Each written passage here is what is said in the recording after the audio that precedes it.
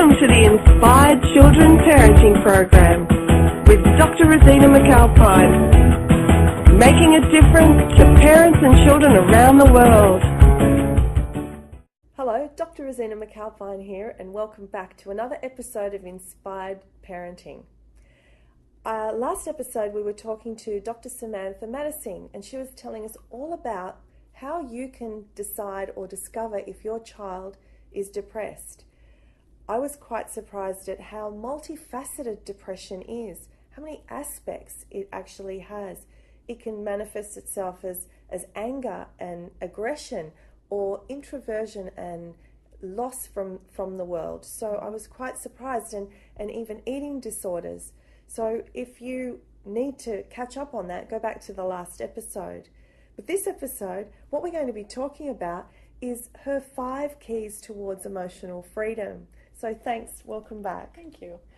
So here we go. The first is discover your purpose and passion. And I was wondering if what we could do with discover your purpose and passion is to talk about it in relationship, first of all, to parents, how they might, as a parent, discover their purpose and passion, and also as a child, how we could help, as a parent, help our children. Absolutely. So what I often see with adults is that they find themselves working in a job or in a career that they were either pushed into or told that this was the best place for you to go. And in many cases, they don't like their job. And so they have no sort of connection to it. They have no understanding of, they feel no passion to it. They feel lost because they have no purpose, or at least that's how they feel. And so, when I ask people, so what's your purpose, what's your passion? They say, I don't know. And really, for a lot of people, it doesn't have to be the career that you do, but it's that thing that there's this drive inside of you that really, really wants to do something.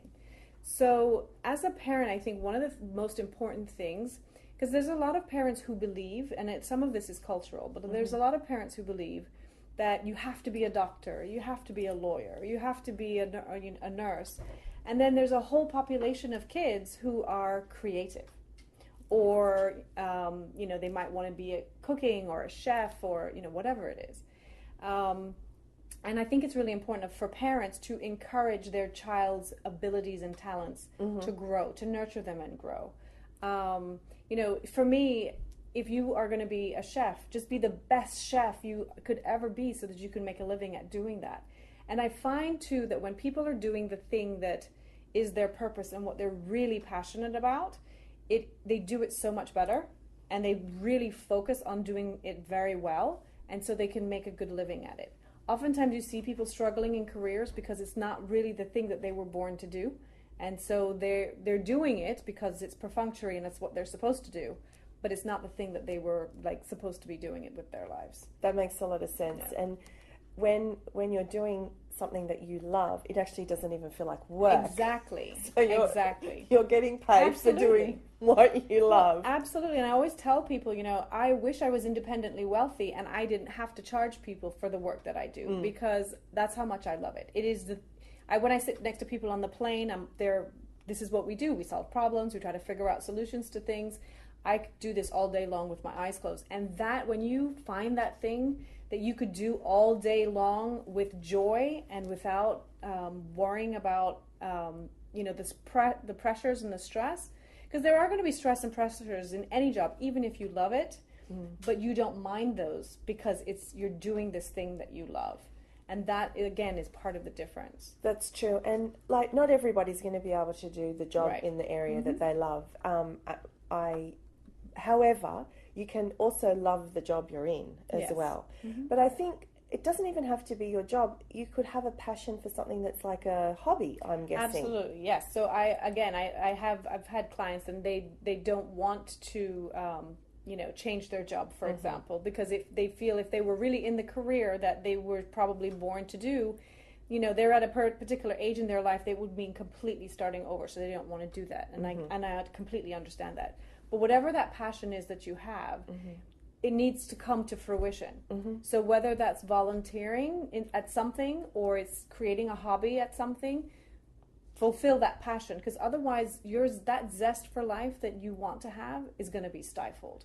I agree completely. And in terms of taking care of your children, if you're not a good role model, if you're not exuberant in the world doing what you love, you're not actually role modeling that for your child. Absolutely, So I completely agree that, number one, discover your passion. And you've also touched on this a little bit about if you're discovering your passion and if you're out there in the world doing that, you're such a good role model, you can then also talk to your child about discovering their passion, and you don't have to be a fraud because you're doing it as well. So how, for example, do you recommend that parents support their children to discover their passions?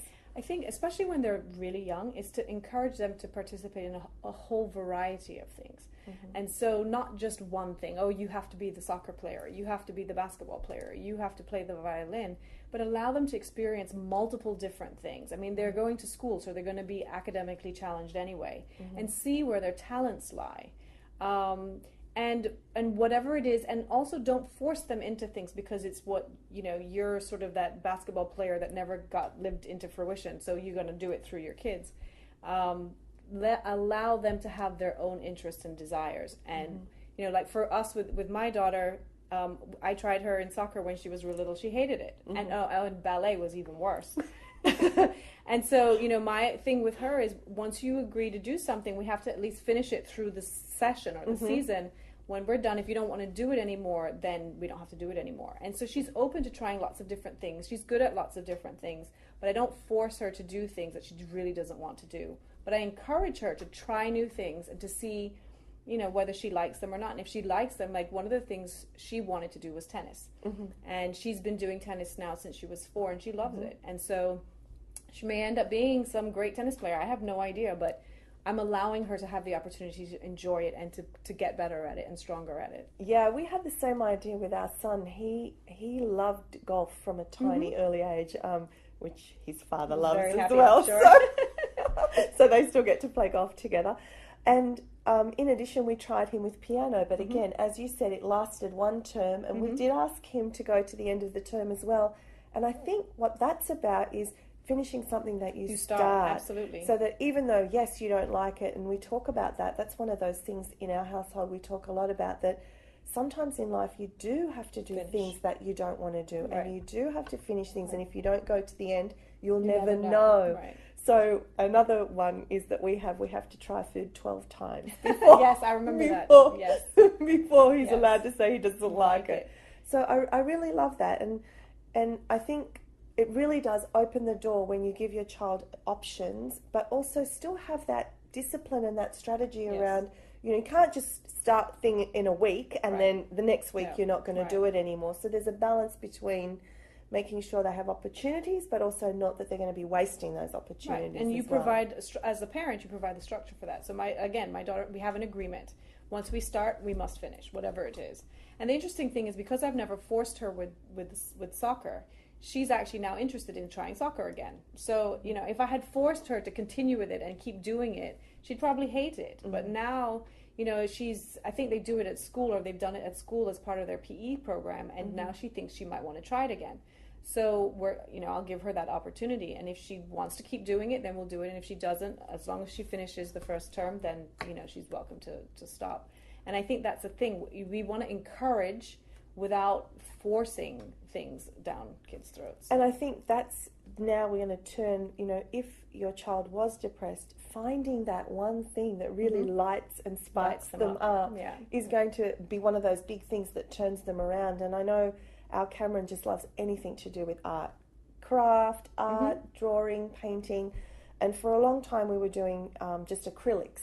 And he said, Mum, I really like to try watercolours now. So we've moved to that. And he now says, when I grow up, I want to be an artist. So we've been exploring all of the different realms that artists could go in. They could be like architects.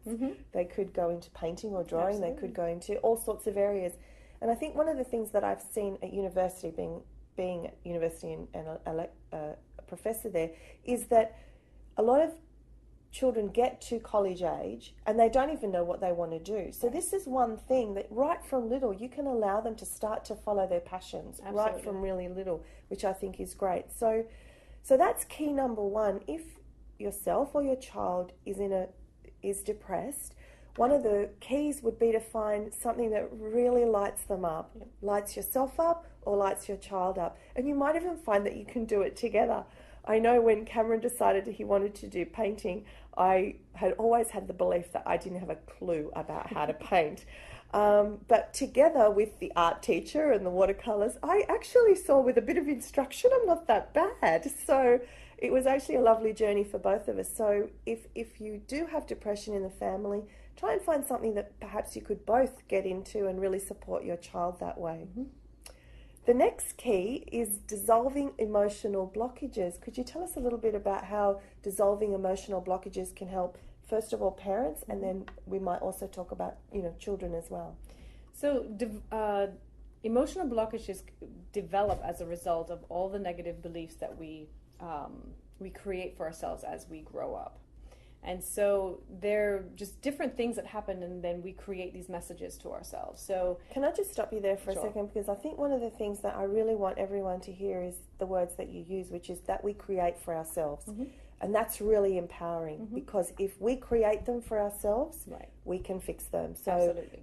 I just wanted to stop you there just for a moment, because it's not a fait accompli. Once you know Nothing that you is can... a fait accompli. Yeah. So, because it is...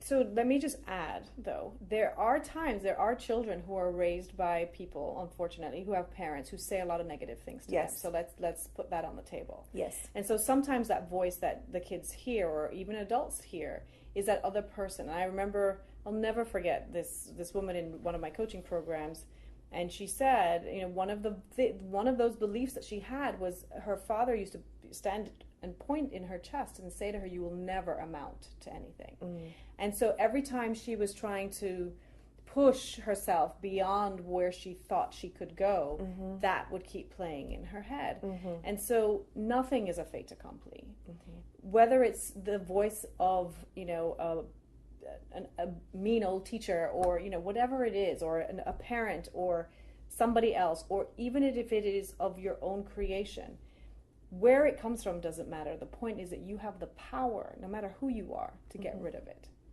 And everything that goes on in your head, it's about recognizing that where you are today and moving forward is your own choices. And so you can stay stuck in the past, or you can decide that you're going to make new choices for yourself and change that video reel or that audio reel that you have going on in your head, and replace those words with more positive words. Now, one of the things, I'll give you an example of myself. So you said that you had this whole idea about being creative. Mm. I come from a creative family. I have a sister that's a fashion designer, another sister who's a journalist, and they're very creative in their own different ways. Mm-hmm. And I would give anything to be able to draw. I cannot draw to save my life. And so what I've done constantly is keep telling myself that I'm not creative, mm-hmm. because what means creative to me is just that. Yes. And the reality is you can be creative in so many different ways. I also have wonderful parents who were very well-meaning, but they used to tease me when I was a kid. Mm-hmm. And this is one of the things, some parents think that they're trying to toughen up their kids. Mm-hmm. And I keep trying to help parents to understand that does not work. Because mm-hmm. what you create is doubt mm-hmm. in the child's mind about mm-hmm. who they are. Mm-hmm. And I had this crazy identity about my body and what I thought I was, because they kept teasing me about different things.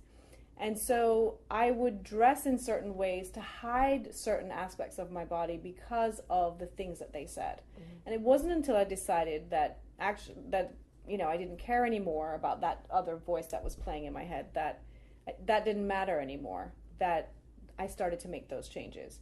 And so again, no matter what it is, no matter who it is, I've worked with people who have experienced horrible traumas in their mm-hmm. life, and it's really important to understand that no matter what has happened in your life, you have a choice. You can allow that cesspool of toxicity to destroy you, or you can choose to dissolve it and let it go so that you can move forward in your life. And I think that's really important, because as you said, regardless of whether you heard negative things against mm-hmm. you, whether it was your family or friends, right? Bullies at school, school, but that's not happening right now, except your own voice that you're telling it to yourself. Yep. So I think what's really important there is to start with a strategy. Can you tell me a strategy that people can use when they tell themselves those negative things. I'll never amount to anything. I'm not creative. I'm fat, ugly, Whatever unintelligent. So whether you're a parent, whether you might be a parent right now having those thoughts. Yeah. So what could a parent do to help themselves get out of that negative blockages or those emotional blockages that they've got? It's about learning new ways to phrase things and reframing. So, I like when I work with people, I tell them, okay, we're going to abolish I can't from your vocabulary. I don't want to hear it. So that's not going to happen anymore. So even like on my Facebook page, we're doing a gratitude challenge right now, and one of the tasks one day is to abolish I can't, I'll try, and I won't, just from your vocabulary for the day. So those are the things. The first thing is really to realize that you're doing this to yourself, and that you can do something about it. So a lot of people say, I can't change it because it's automatic. Well, actually, no, it isn't. There is a moment where you recognize what it is that you're saying to yourself. You know what it is that you're doing. And you want to catch yourself in the act and then reframe it. Don't beat yourself up because you had the negative thought. Recognize that you've had it and then change it. Come up, make a list of a lot of new ways of saying things that are much more positive. So I have people have a gratitude journal. Write down positive things that you're grateful for every single day. No matter what's going on in your life, we all have something to be thankful for and appreciate in our lives every single day. I remember when we first started that at home every night. It's really interesting because you're not in that mind frame, you forget how many wonderful things. Absolutely. And you can even start with things like that hot shower this Absolutely. morning. That beautiful meal that I'm eating Yes. tonight. You forget how many wonderful things there are in your life. And especially, I remember the very first time we tried it, Cameron was sitting there and he said, and for my 13th highlight, and we were just in stitches because here's a little one. He would have been like 4, coming up with 13 highlights for his day. And so we found that really, really supportive. And now we can rattle them off. But before, to be honest, like you learn, like the muscle is developed. And the thing I'd like to really make the link here is that we think our thoughts are not harmful, but in actual fact, They're the most destructive thing. They impact how we feel. Like a thought releases a chemical in your body. So one of the things that I know I do with Cameron is to try and play around with his thoughts and emotional elasticity, making him a bit flexible. And when we think negative thoughts, we're angry or we don't, we've got a negative thought going, just to be sensitive what happens in your body versus when you think happy thoughts, what happens in your body. Absolutely. So it's that cycle of thoughts and feelings, and then your thought goes, oh, I feel terrible, and then you think worse thoughts, and there's this whole cycle that goes on. So it's what you were talking about. It's somehow in that process being able to stop it and recognize it, and then be able to do something about it, which is like what you said, a reframe. Well, with my clients, I liken it to a tornado. So it catches one negative thought, which then spins another negative thought, which then spins another negative thought. Yes. And before you even realize it, it starts spinning. And for people who suffer from depression and anxiety, it can spin out of control very quickly, picking up all kinds of negative things from everywhere, and you become hypersensitive to everything. So someone will just give you a look, and you've interpreted it to mean they hate me. And that may not have been their intention. It may not have been what they were thinking, but you start projecting what you already think about yourself now onto other people. And so those are the things that is really important. I think what you're doing with your son is fantastic, because what you're doing is training him to start thinking in a positive way from so young. And so he will have lots of practice and lots of experience with doing that as he goes through his life, and that's fantastic. I also like to say, you do realize that you're choosing to be angry right now, because you could choose to come upstairs and play with me if you want to, or you could choose to stay here and be. And I just really want to get that word choose in there, because I think, as you said, there can be automatic, but at one point in time, you've then got choice. Do I keep following that negative train of thought, or do I decide to go in a different way? So for a parent, as a parent, what do you do with your daughter that helps her with her emotional flexibility, or to help her build that, positive emotional ability to manage her emotions? I think one of the things that's really important is, one, to be comfortable with emotions yourself as a person. And so oftentimes, I often hear this, not with parents of girls so much as with parents of boys. They have to be tough, and they have to suck it up, and put your feelings in your pocket. And I find it heartbreaking, because what we're doing is teaching, and then people wonder why men don't express their emotions very well. Well, because we've trained them not to. And so if you don't allow people to express their feelings, they stuff them. And then at some point they're going to come out in inappropriate ways, which is unfortunate. But you have to allow children to express their feelings. If they're hurt, they're hurt.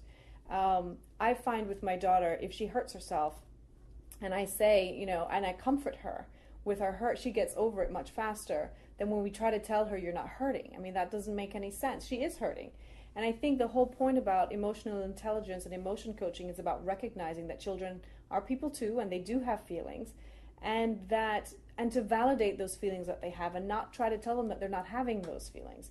When my daughter gets angry or she gets upset, I let her be angry and upset. I recognize what it is that she's upset or angry about, and I give her time to calm herself down. When she was younger, I used to help her with that. We used to do deep breathing, and I'd hold her hands and ground her. But now she knows how to do that stuff for herself, and she likes to go to her room and just relax in her room, and then when she's ready, she comes back. And sometimes she's been really upset and she wants me to come with her, and other times she doesn't want my presence. And I give her that space, and I allow her to do that.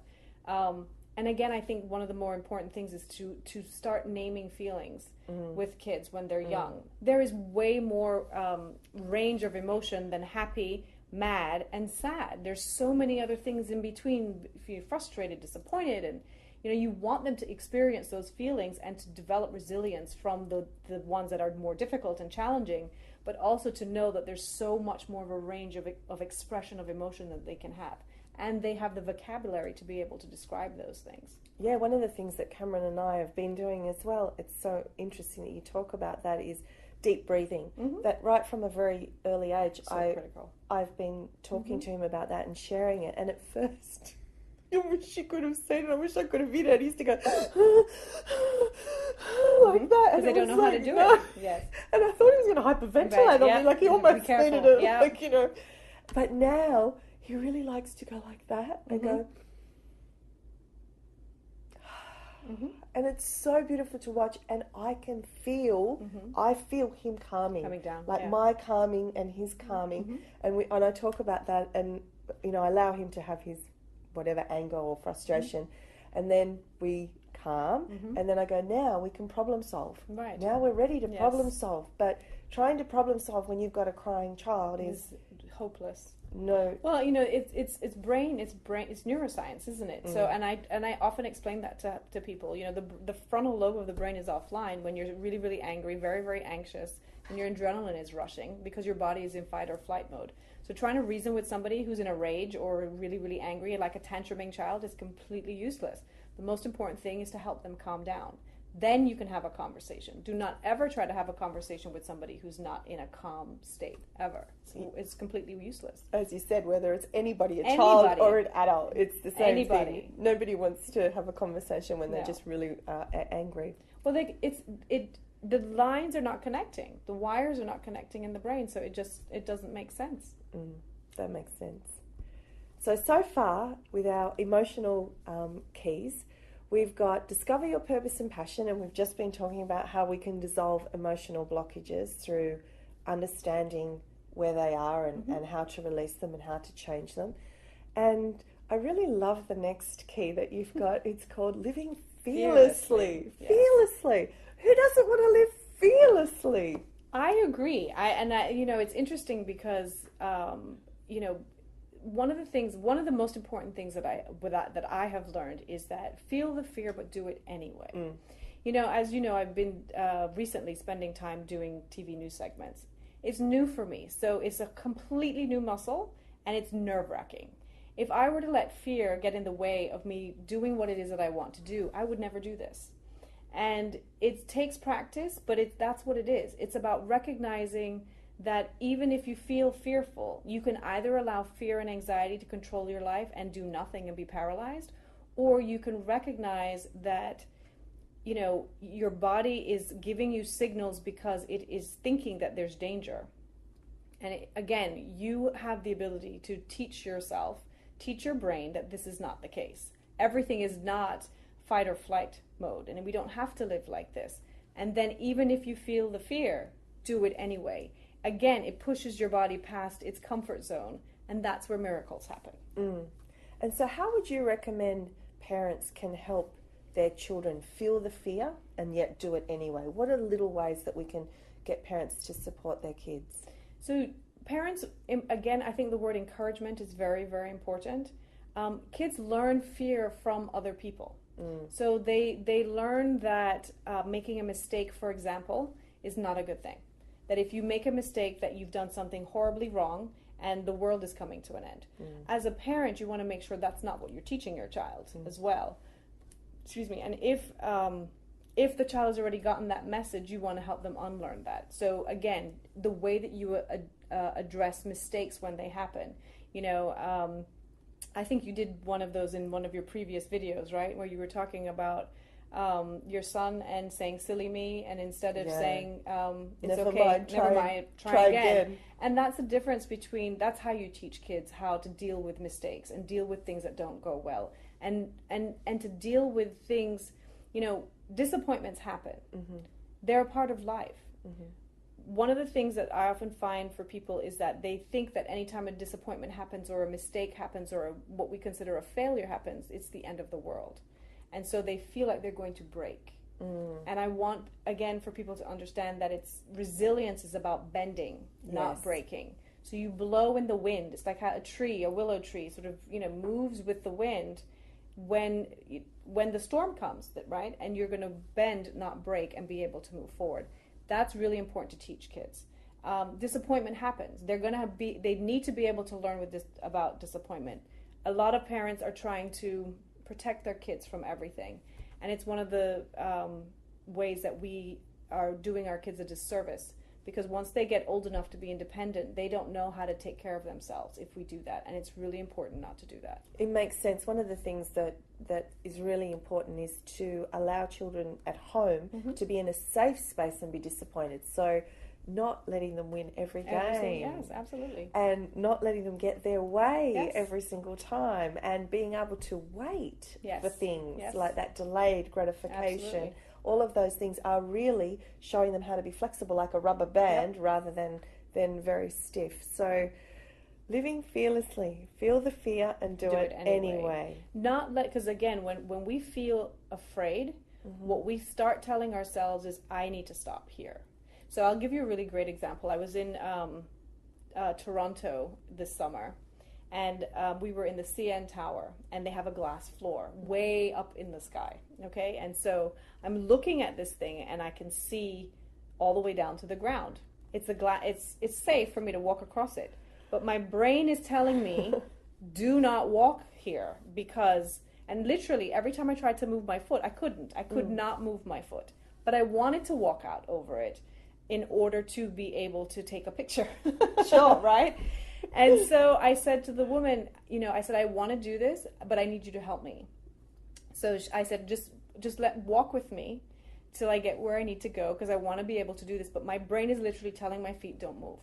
And sometimes that's what you need. You need support. You need someone to help you walk through that fear, to coach you and teach you that even if there's fear, that you can still do it anyway. I love that story. It reminds me of when Cameron was really young. My husband has a fear of heights, and Cameron's inherited it through the genes, because even before he should know what height is, I could see he had that fear. And so I've spent many a time climbing up those children's ladders and things like that, just with him under my arm. And now he's such a good climber. Like, he has overcome that fear by just scaffolding it. Just going there with him. I wish we could talk more, but I just feel like we've covered so much wonderful ground, and so I'm going to end this episode, but please stay tuned, because in the next episode we're going to be talking about 2 more valuable keys, and that is unshakable self-confidence. Now, what parent doesn't want that for their child? And owning your magnificence. We'll be back shortly. Thanks for joining another episode of Inspired Children.